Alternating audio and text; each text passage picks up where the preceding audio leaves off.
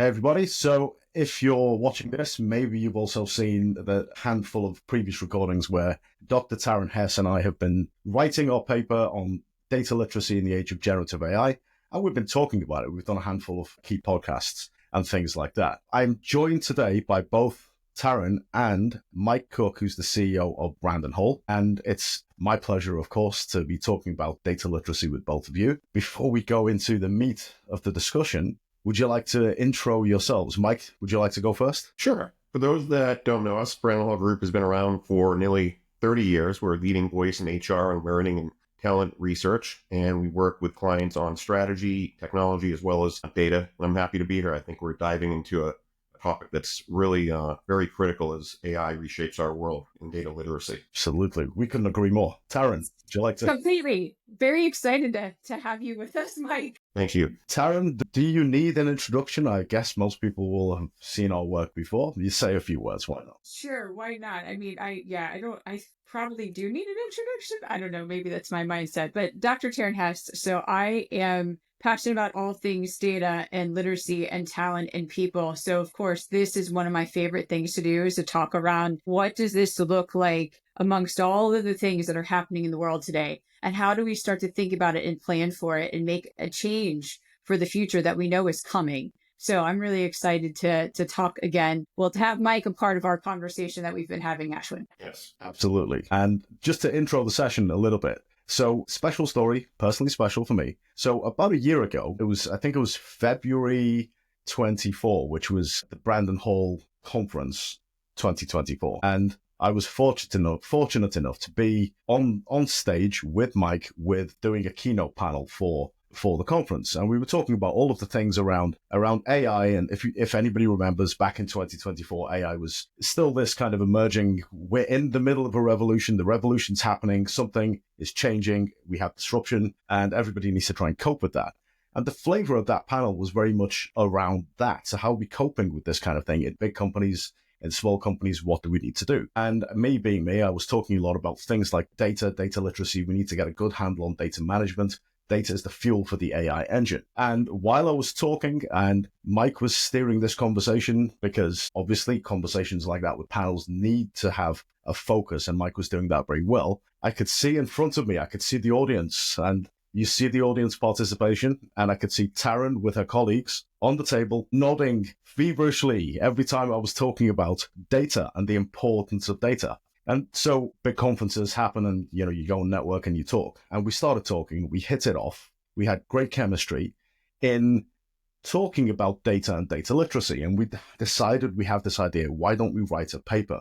Now, because of that connection, we had the conversation after we wrote the paper that why don't we loop back in with Mike and not only get the 2025 view, but also kind of pay a little bit of homage, pay a little bit of, thanks for introducing us at that event. So that's kind of why this is happening. So great story, personal anecdote. Yeah.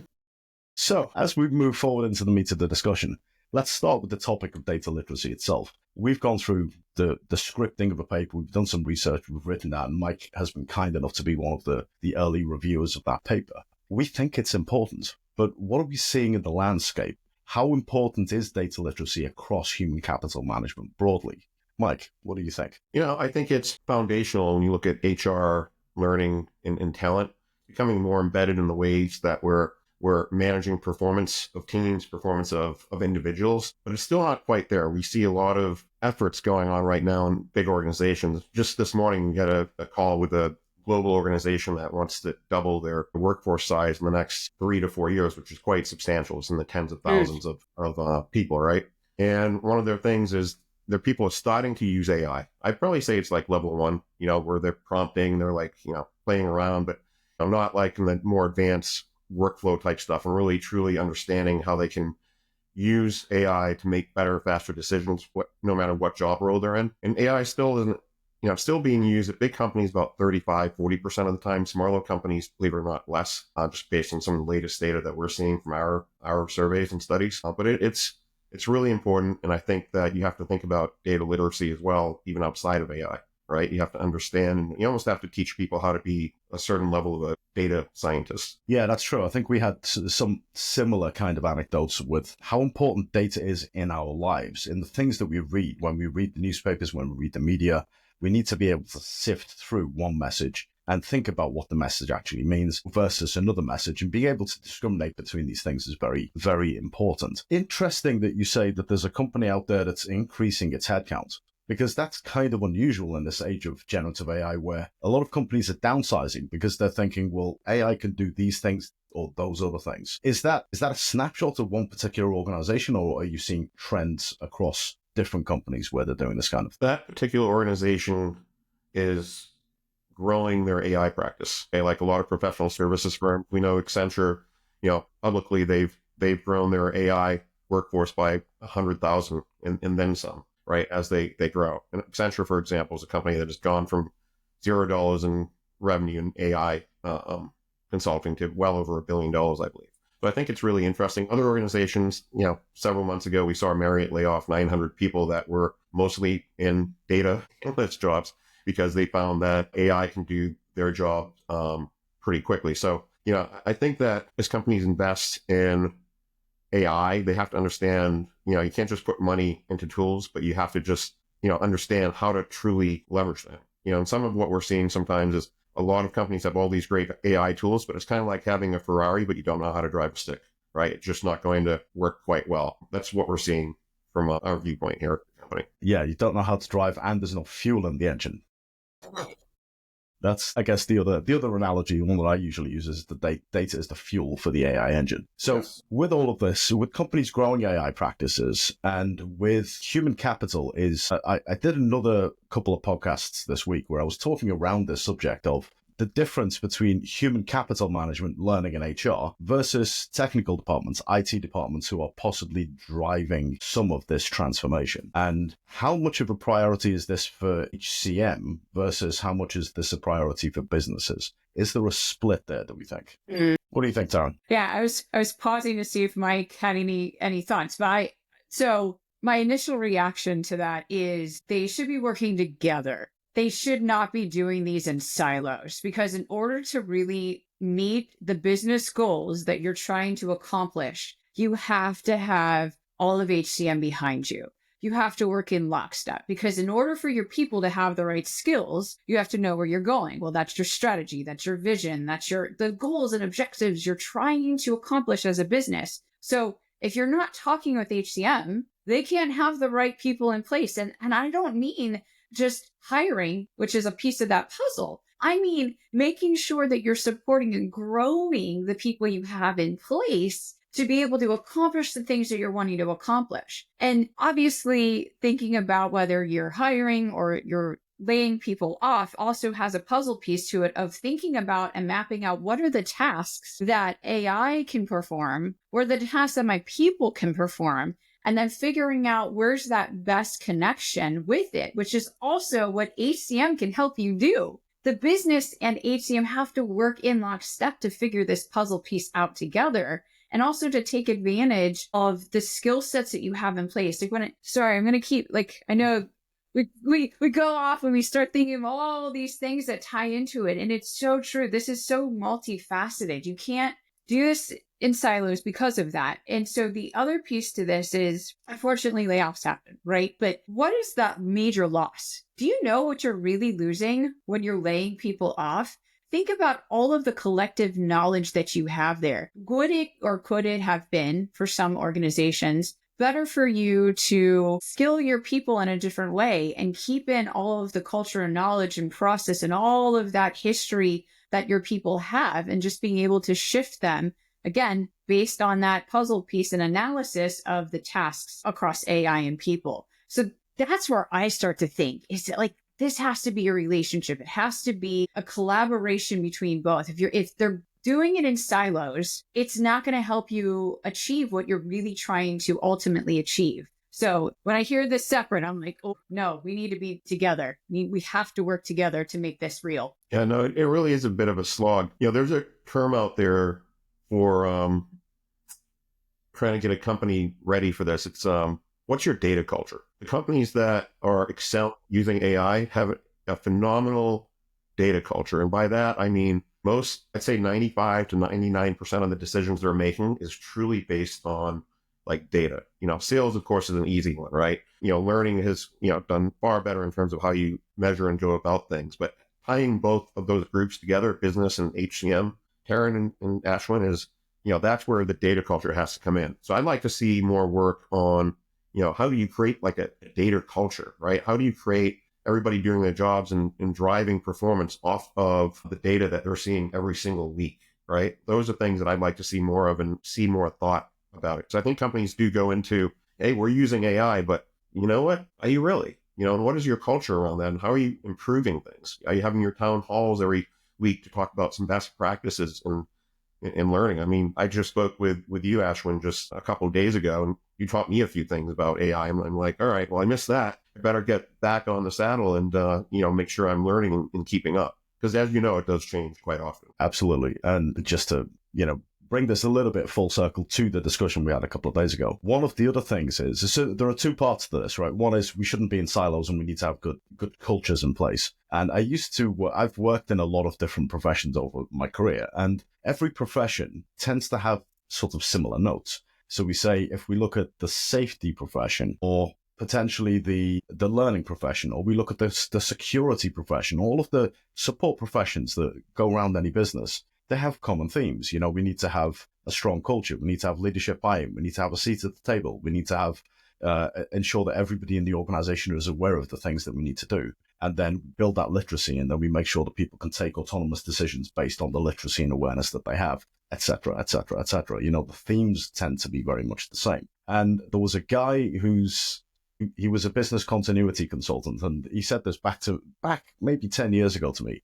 There is no business continuity culture. There's just culture, which has aspects of learning and data and business continuity and all of this stuff. So it becomes a management problem, and then we get symptoms, I guess, that come from this. But the thing I was driving at was, and it came up not only in the Brandon Hall conference when we were speaking this year, but it also came up at a number of other conferences that I was at, where we have learning or HCM professionals who are trying to fight the technical battle. And we have IT teams who are trying to fight the technical battle. And everybody's trying to grapple with the technicalities of AI. And I worry sometimes that the people part of this is getting left behind, because the HR and HCM folks should be looking at the people, should be looking at the human hierarchies, while the technical folks look at the technical hierarchies. And this is the worry. And this is where I was coming from when I asked the question, is this a priority for HCM?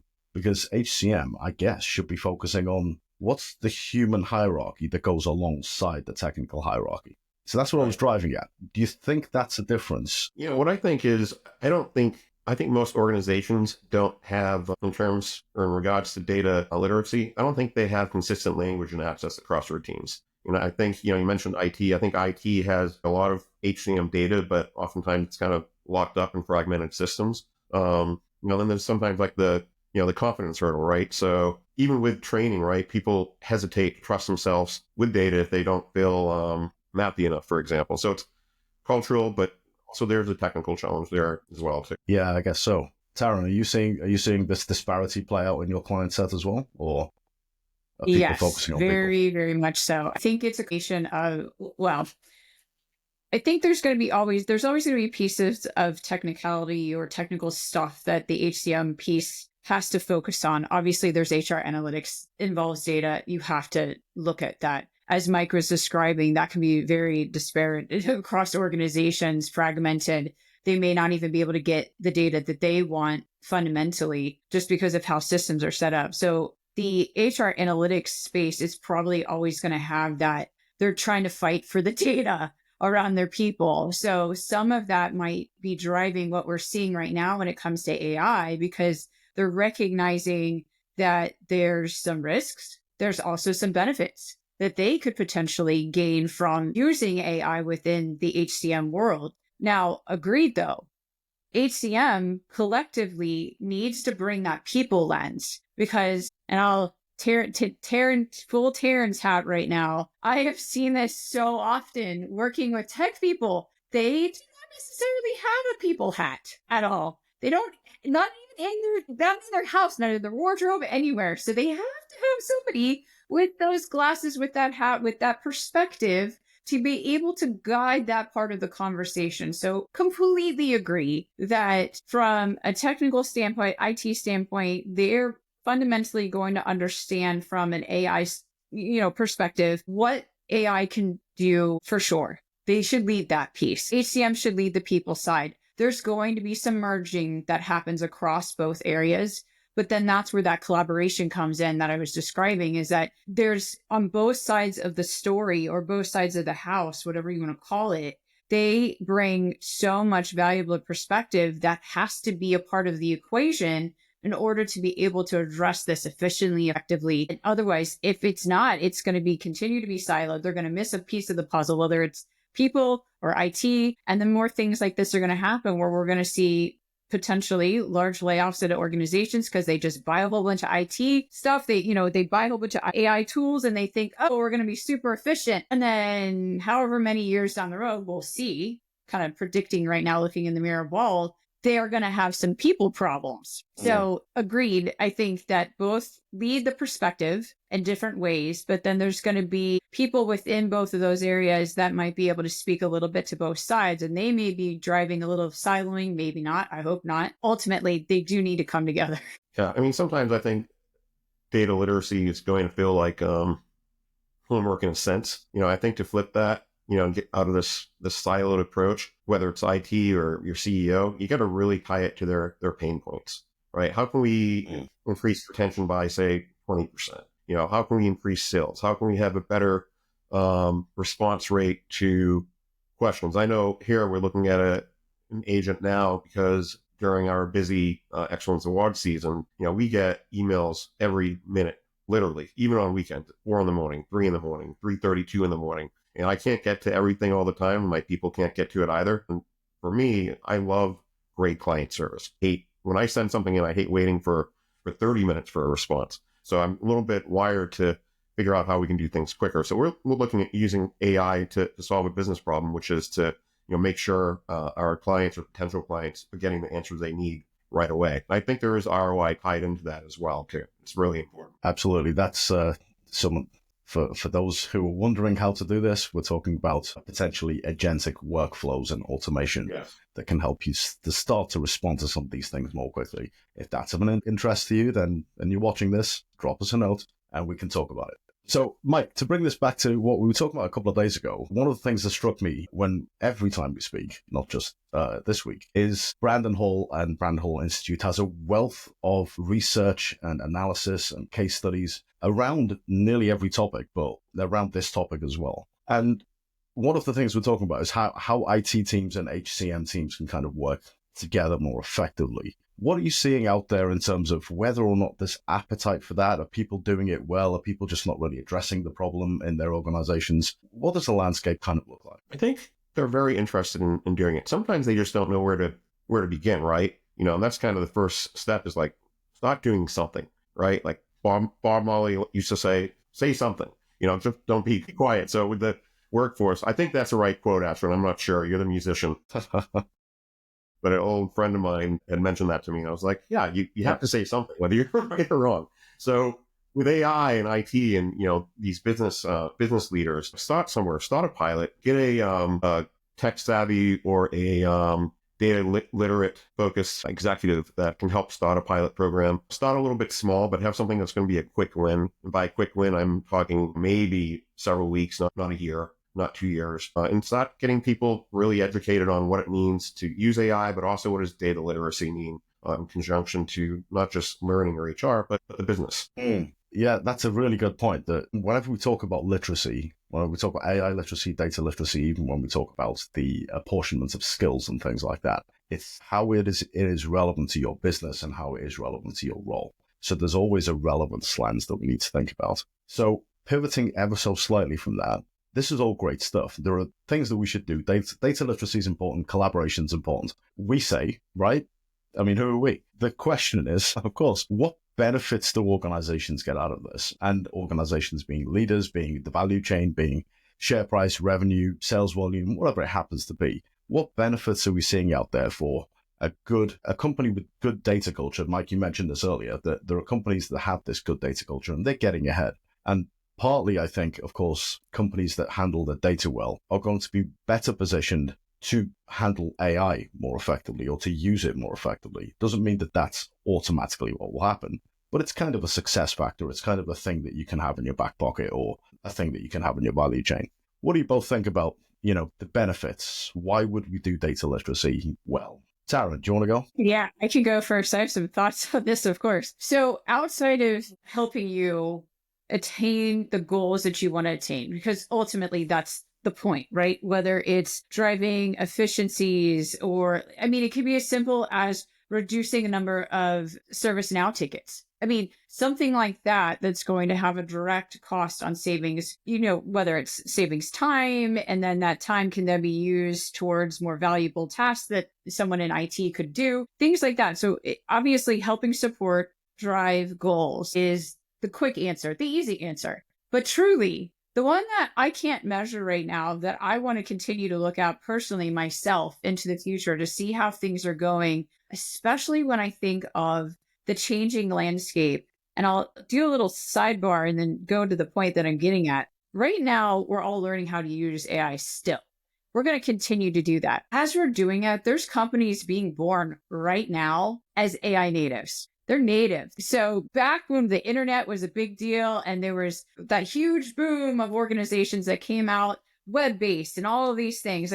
Look at Amazon now, right? There's going to be organizations that are going to be able to take advantage of AI because they're natives in a way that is different than companies that have been around for a really, really long time. So where I'm going to is I can't measure it right now, but the organizations that aren't focusing on increasing data literacy and AI literacy and some degree digital literacy, if they're behind in that, are going to fall behind. There's going to be ramifications that they're going to feel in the future and near future for some of them if they don't start doing this. So yes, ultimately, it's going to help you accomplish your goals. If you're doing it in a way that you're working really closely with your HCM colleagues, you're aligning tasks, you're mapping out all of this stuff to drive your goals. But if you're not looking at it, if you choose, this isn't for me, I can't guarantee anything, I don't have a mirror ball, but it is likely that you're going to feel some pain points moving forward in the fact that you haven't looked at it and you don't have a plan in place and you're going to be scrambling to catch up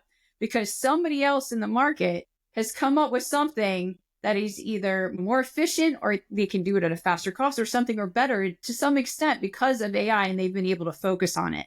So sure, there's some measurable things, but there's also some things we can't measure right now, but we know if I had a mirror ball, right, that's a prediction I would make.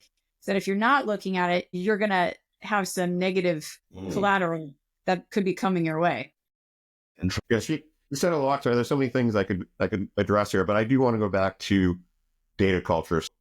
How do you know if you have a good data culture? Especially with AI. I would say if most of your people, being 95%, have an AI license that you're paying for as a company, you probably have the start or the beginning of a good data culture. Brandon Hall Group, everybody here has an AI license, except for some reason my finance guy, but that's okay because I can use AI to, get into the analysis of all the financial spreadsheets that I get sent every week. So I think that's important. Number one is, how is your data culture? Everybody should at least be experimenting with it. Yes, there's privacy concerns. I get it. Don't put anything in there confidential, obviously, if you're an employee that might one day be, shown or tapped into or hacked into, I should say. So I think data culture, first of all, get that right. Then you have to think about change management as well, too. Is like, how is this going to change your job in customer service? How is it going to change the sales rep's job, right? I've just started, believe it or not, I've been using a variety of AI tools, but now I'm using a Microsoft Copilot because I finally got it to work on my Mac properly. And it's wonderful to be able to write an email that's, really concise and professional. But for companies have problems, for example, with Salesforce's being so inconsistent. They, say things a different way. They, it's a big problem. I think AI can certainly help with the quality of communications, whether you're in customer service or sales or whatever. I think that's really important. Writing clean, crisp emails, for example, being able to do research on an organization. I think the ROI, and we do it now. We have our sales folks, prompt properly. We're talking to the CHRO, this global organization. This is what they're doing. This is the annual report the CEO wrote. What opportunities would there be for Brandon Hall Group? And it gives it to us perfectly, and it helps us to enable higher level conversations, which leads to a second meeting, a third meeting, a fourth meeting. And maybe after 18 times, finally you get a contract, right? As you learn more about the organization. Making everything quicker and speeding us up. It's really making us massively productive if we do it the right way.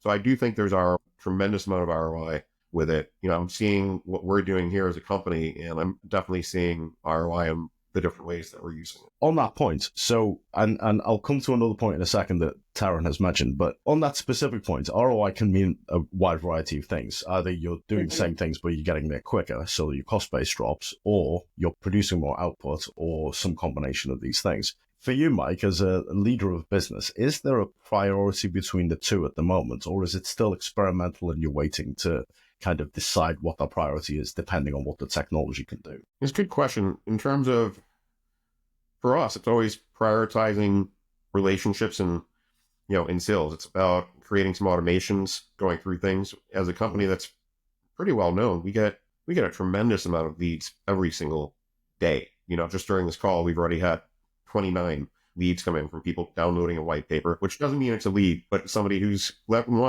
a reason for them looking at research, or there's a reason for them looking for, a brochure or what have you. So for us, it's really sales and client service. That is one of our top priorities. Research, yes, absolutely. We're driving a lot of our research now based on what our membership clients want. So they're kind of leveraging and tapping into Brandon Hall Group as their own personal research department, and they can get anything they want based on their industry. They want something on upskilling as it relates to this particular industry. We can get that done fairly quickly. And what's unique is we have all this data and research, which you alluded to before, Ashwin, which we can use and leverage AI, but with that content that we have that nobody else on the planet has. It's almost like our own miniature large language model. I read a book once, one of the books on my shelf, that's a fiction book. And it was one of these sort of dystopian, you don't know when it is. Like Lord of the Rings, right? You don't really know when it's set. And this was one of these stories that this guy was going on he was searching for the data of his ancestors, the kind of the story, the books that were written, the library that would have all the answers, all the key to civilization success and all of this. And so he got there, he flew on the back of an albatross or whatever it was, right? And crossed the river and all of this stuff. And he got there, and it was a box of CDs. And the box of CDs, you've got this guy who's come on horseback. It's this kind of Lord of the Rings style thing. And he's like, what is this? I don't even know what this is. And all of the information that was catalogued, all of the data that was catalogued by the entirety of humanity was somehow in this thing, and he didn't even recognize it. And that just blew my mind. It's like, yes, legacy data systems and legacy formats and all of this stuff is something we also have to cope with along the way, right? But the point that, Taryn, you made a point, and it reminded me of Mike and I spoke a couple of days ago. And the point that you made was the difference between being AI native and not being AI native. And what we were talking about, Mike, was very sort of high level, was that my company is only, a year and a half old. And your company has been around for a while. So your company has been around since before this recent AI revolution, whereas mine, I built it directly in the middle of this thing. So there are differences in how we operate. There are differences in, I don't have to cope with the legacy systems, these kinds of things. So that kind of point, I think, is very interesting, because if you have to deal with legacy, then you already have a pain point that, AI native systems don't have. So, yeah, interesting. I agree. And I have plugged in very old financial data from even maybe a decade before we acquired the company to see what AI has had to say about it. And it was interesting to do that. So you kind of have to marry the two and hopefully stay out of the whole siloed approach, right? That's really important. Yeah, absolutely. Right. So that's one challenge. Challenges legacy systems. If we think more broadly about challenges, because everybody, if you're watching this, if you've interacted with me, Taryn, or Mike, probably you've interacted with us knowing you have company systems, you have company data, you have an AI journey you're going on. There are challenges to overcome. For you, Mike, come to you first. What are your top 3 challenges in this space? If you wanted to be really go down this route of data culture, AI culture, innovation, and capitalizing on the revolution, what are the hurdles? A whole lot comes to my mind. And this is a little bit unrelated, but I was just thinking about our educational system, right? And there's so many schools that do not want their students using AI because they still consider it cheating, right? I look at it as, a lot of what we're supposed to learn now has really become a commodity. It's kind of like when Amazon Alexa came out, right? And I'm not very good on my capital. Like my, 7-year-old son might be saying, what's the capital of Alabama? And I could say, Alexa, what is the capital of Alabama? And it would tell me, and I have the right answer.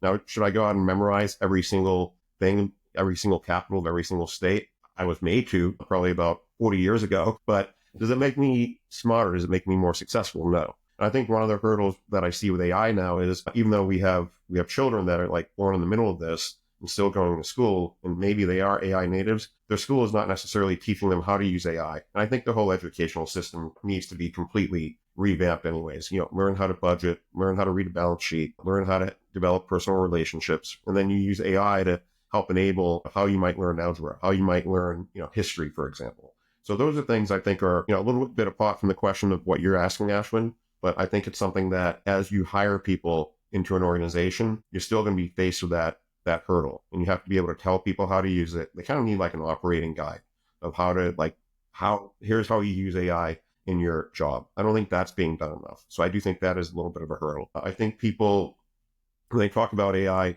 they don't necessarily know how to do workflows, right? There's so much more than just plugging something into Grok or Claude.ai or ChatGPT and asking a question. That's like basic level 1 stuff right there. But really creating a workflow, you can be more productive and do the work of 2 people or 5 people or perhaps more. I think that's a hurdle that has to be overcome. And it's a little bit more of a sophisticated process, but it can be done. And you've proven that, Ashwin.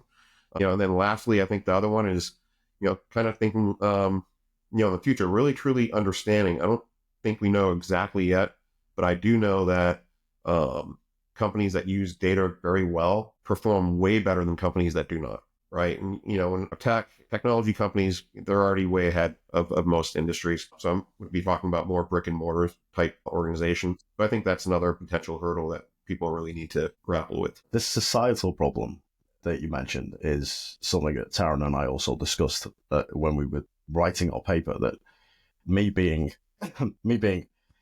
Indian by heritage, by background, my parents are Punjabis. My father is 85. My mother is just turned 76 on the weekend. And I remember sitting at the dining room table, doing my times tables all the way up to 20. I must know this stuff. I have to be able to do my homework. There was that culture of shame. If I'm not good at mathematics, that's a shameful thing. But I grew up in Liverpool, north of England, and there was this culture of, it's okay. If I'm bad at maths, I'll almost wear it as a badge of pride, right?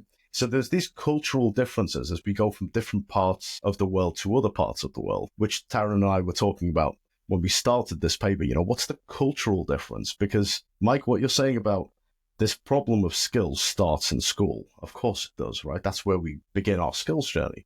Taryn, what do you think about that? When you were growing up, was the attitude towards like data and maths and some of these things? Yeah, I had I guess it's the pleasure. I went to many different schools, so it was like different cultures that I saw within America, but within different cities, about how you'd focus on things, how far ahead some schools were versus others, especially if you moved in the middle of the school year. Sometimes you'd be so far behind, in algebra because they were just better at teaching it and they were just more advanced. And then other times you're taking something that you may have taken a year ago or 2 years ago. So it was really inconsistent. But in terms of the culture of going to school, it was, get your, A's and B's. If you get A's, you're really super bright. If you get E's and C's, you're not. And that was kind of the culture of most of the school systems that we had. At the same time, it's kind of like, when we talk about this, like there's a partner at Deloitte whose son used to play baseball with my son. And he said, Mike, we used to only hire people that had a 3.97 or higher only out of college. They had a 3.95. We couldn't hire them.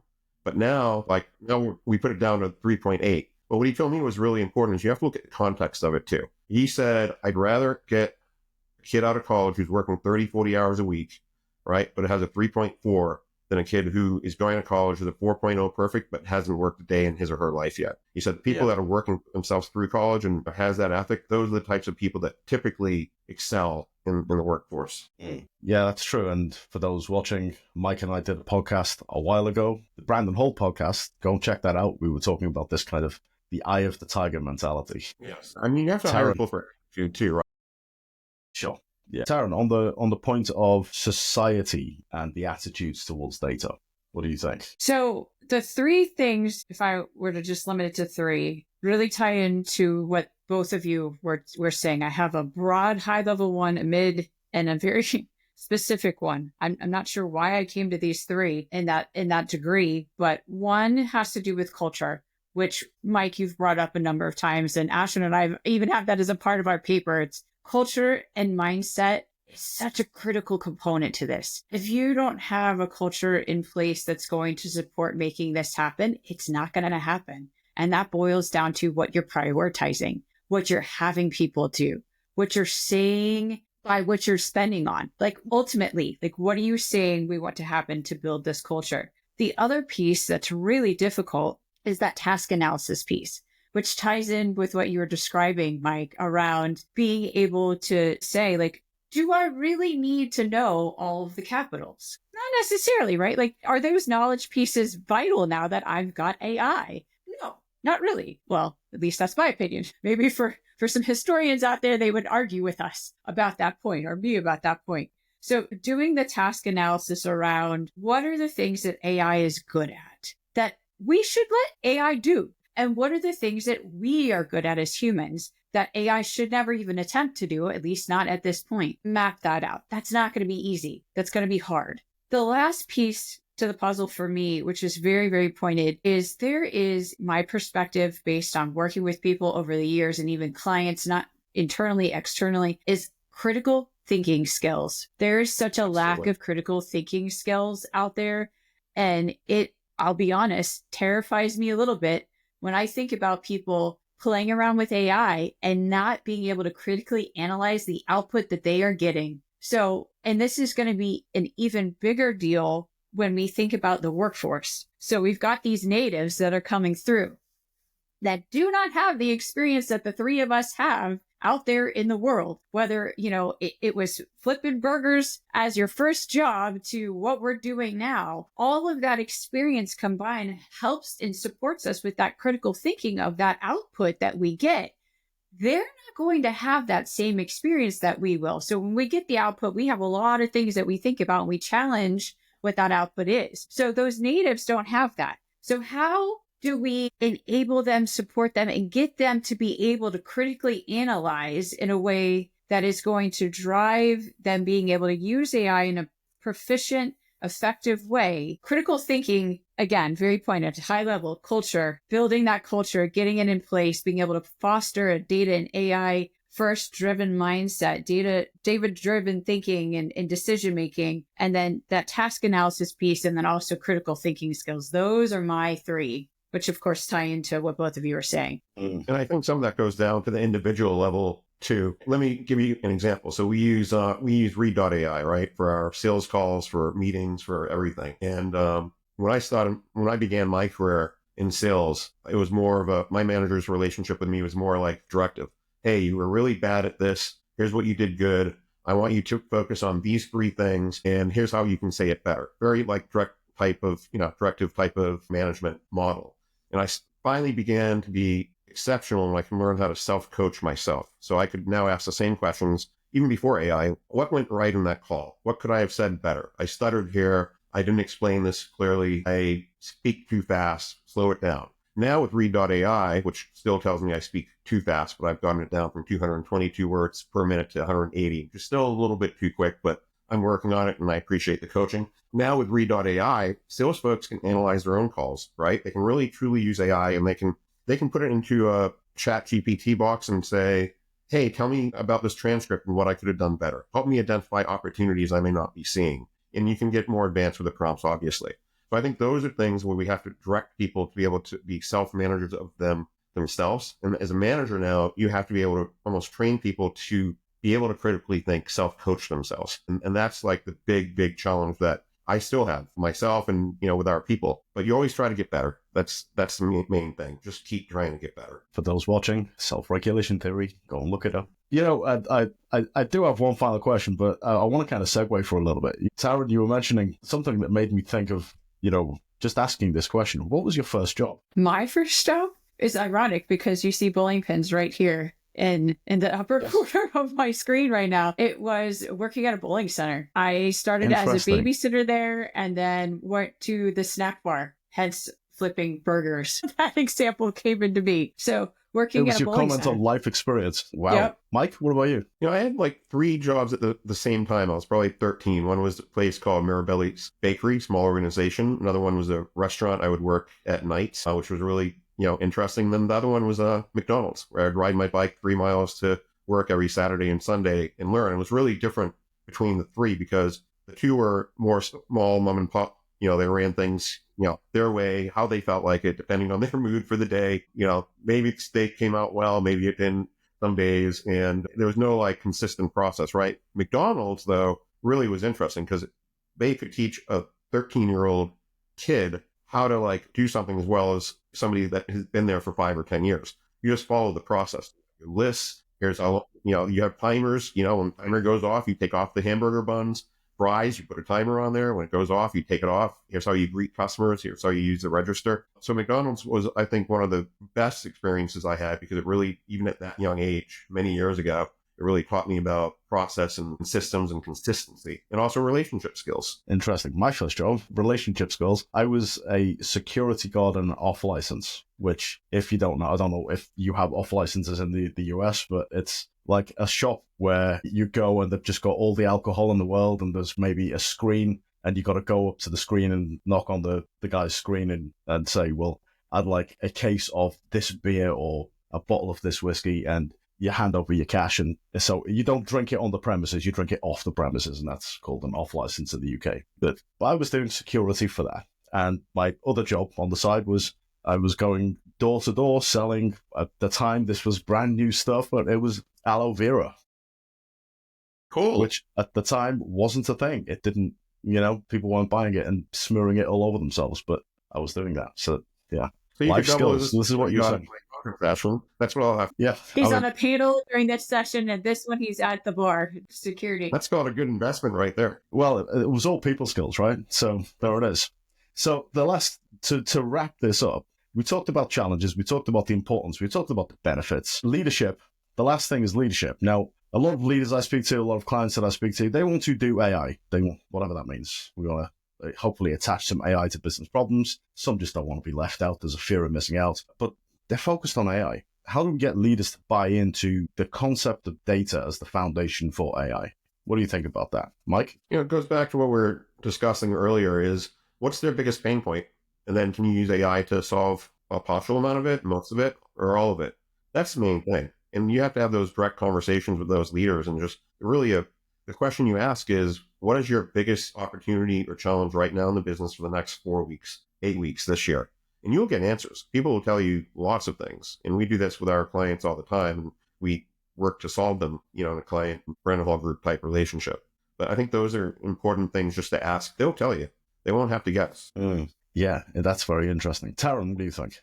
Specifically, the data piece of this to me is interesting because I've talked with and worked with clients that are on the spectrum of maturity when it comes to data literacy. Some are in advance and they really just need to tweak their approach. And, they may need a little bit of literacy for this group, or when it comes to literacy, it's not necessarily foundational or core concepts. It's how do I get my data stewards empowered to do this? So again, more advanced. And then I've had conversations with others that don't understand the impact that they could get from their data. Their data is all over the place. It's a mess. They don't have they don't even have a data strategy, put it that way. So I think it depends on who you're talking with, how the conversation is going to go. If you are fortunate enough to have a conversation with someone who understands fundamentally the power of data and how it can help you drive decision-making and help you accomplish your goals, then being able to tie that to AI is going to be pretty straightforward. But then if you go all the way to the opposite of that spectrum, your conversation is going to be around the value that data can have for you. So being able to express that and show them, whether it's within their organization and doing an analysis and a discovery on the pain points they're having, showing them maybe how much money they're burning at trying to either solve quality issues or having data scientists actually transform data in some way, shape, or form, and being able to leverage AI to speed that up and to clean that up and all of those pieces to show them directly what it looks like for them. Or maybe they won't let you touch their data yet, and you have to give them all that information based on research and what you've seen with other clients. So it depends for me on who you're speaking with, whether they're bought in on the importance of data or not. And I will tell you, as ones that aren't as mature, are much harder conversation, because you have to really get them to understand why going with your gut isn't the best approach when you're trying to accomplish business goals.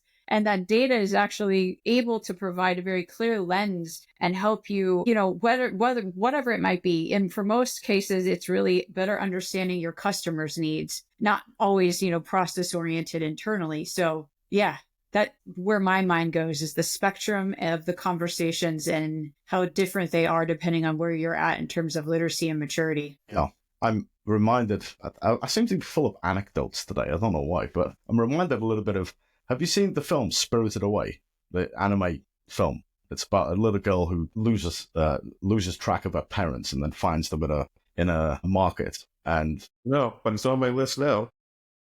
it's a really good film. But one of the themes in that film, and it seems to be a theme across a lot of Japanese media, which I do watch Japanese cartoons. I like anime and things like that. There seems to be a theme. And one of those themes is the power of the name. So in that film, one of the things that struck me, and I'm not spoiling it for you by saying this, but one of the things that struck me was she forgot her own name during the course of this because of factors which you will find out when you watch the film. And the difference, when she lost her own name, she lost power, she lost agency, she lost everything about who she was, and it really affected her journey. And there's a parallel in the corporate sense that if you lose agency over your data, you lose the identity of your corporation. And when you were both talking, I was thinking, well, there's kind of a carrot and a stick mentality here. If you do great things with your data, you reap the benefits. If you don't do great things with your data, then you depend on your supply chain to manage your data, which means you lose control, which means you lose agency, which means you lose the great thing about your business. And that just made me think of that film. So I thought I would mention that. So that's been a really good discussion on data literacy. Don't forget to have a look at our paper, Data Literacy in the Age of Generative AI.